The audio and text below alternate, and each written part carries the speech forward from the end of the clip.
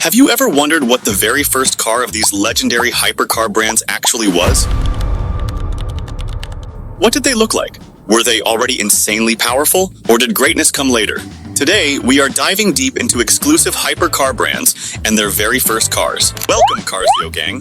Whenever we talk about hypercars, a very specific image instantly forms in our minds. A razor-sharp, ultra-aerodynamic machine that looks like it belongs in the future. Extreme power, extreme speed, and absolutely zero compromise. We are talking about cars powered by V12 engines, W12 engines, or even monstrous W16 engines. Cars that do not stop at 200 or 300 kilometers per hour, but comfortably push past 400 kilometers per hour, or nearly 250 miles per hour. These are not just fast cars.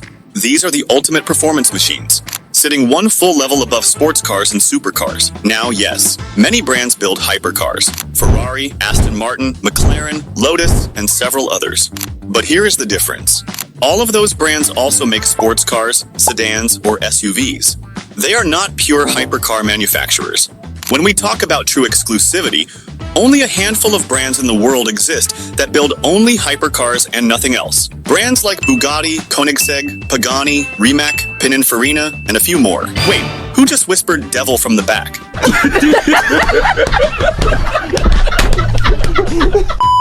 Let us start with Pagani. Pagani is one of those brands that feels more like an art studio than a car company. Personally, it is one of my absolute favorites. They may only have a handful of models, but every single one is a masterpiece. Whether it is the Utopia, the Imola, or the iconic Huayra, Pagani delivers perfection in design, performance, and sound.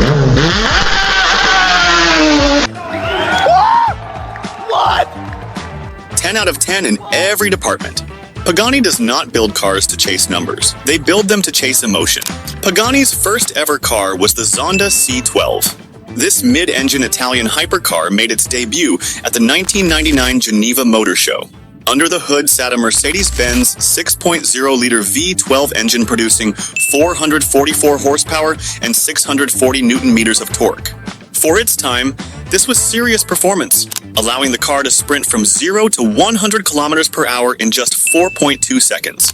But Pagani was not satisfied. Just 1 year later, in the year 2000, they introduced the C12S, upgrading the engine to a 7.0-liter V12. Power jumped from 444 horsepower to 542 horsepower, and the 0 to 100 time dropped to just 3.7 seconds. More versions followed.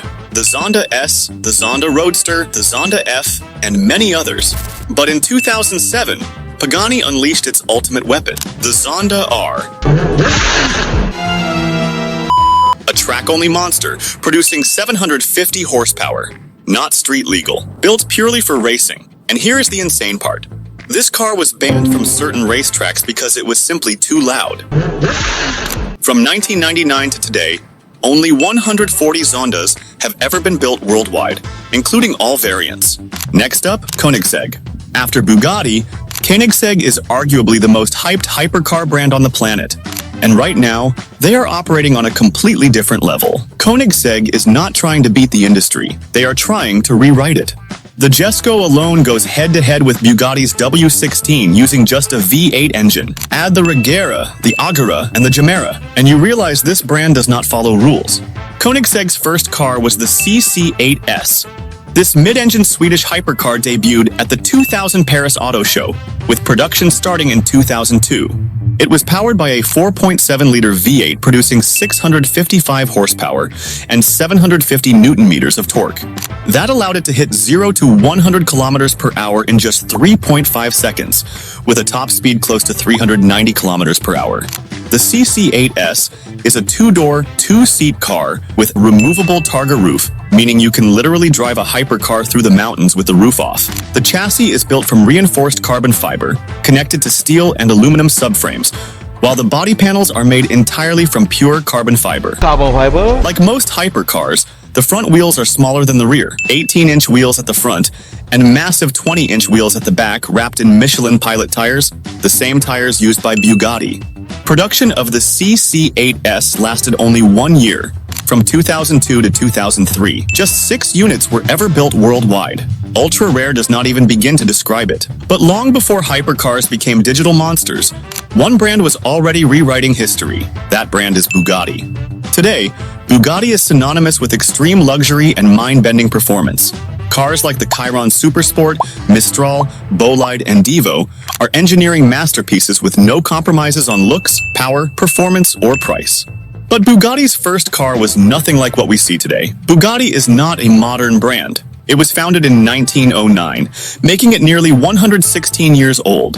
Bugatti's first true production car was the Type 13, introduced in 1910. The very first Bugatti ever built was actually the Type 10, but that was a personal car made by founder Ettore Bugatti himself, not a production model, so it does not count here. The Type 13 was a lightweight, race-focused car powered by a 1.4-liter 4-cylinder engine producing around 30 horsepower. That may sound tiny today, but this car weighed just 300 kilograms. For its time, it was fast, competitive, and incredibly successful in racing. From there came the Type 15, Type 17, Type 22, Type 23, and many others. Each step pushed Bugatti forward. And today, 400 kilometers per hour feels normal for this brand.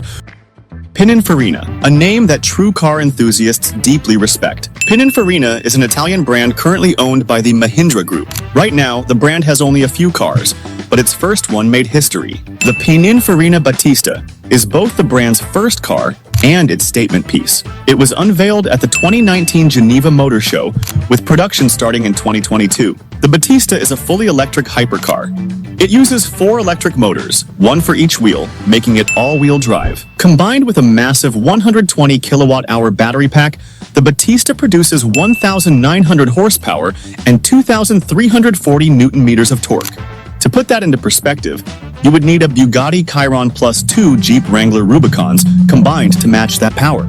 Whether you love electric hypercars or hate them, you cannot ignore this level of performance.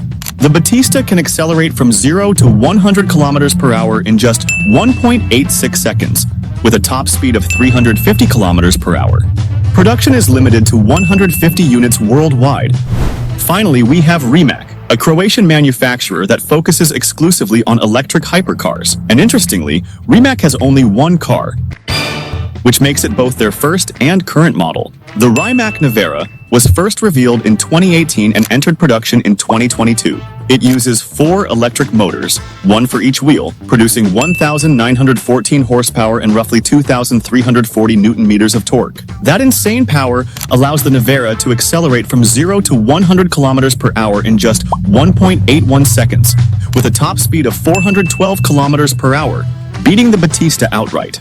Despite its carbon fiber body, the Nevera weighs around 2,150 kilograms, mainly due to its massive battery packs. It also features advanced technology like facial recognition unlocking, a high-speed drift mode, and Tesla-like self-driving capabilities using 8 cameras, 6 radars, and 12 ultrasonic sensors. What? Only 150 Rimac Neveras will ever be built. So that is the story of exclusive hypercar brands and how they all began. They did not start perfect. They became legends by taking risks.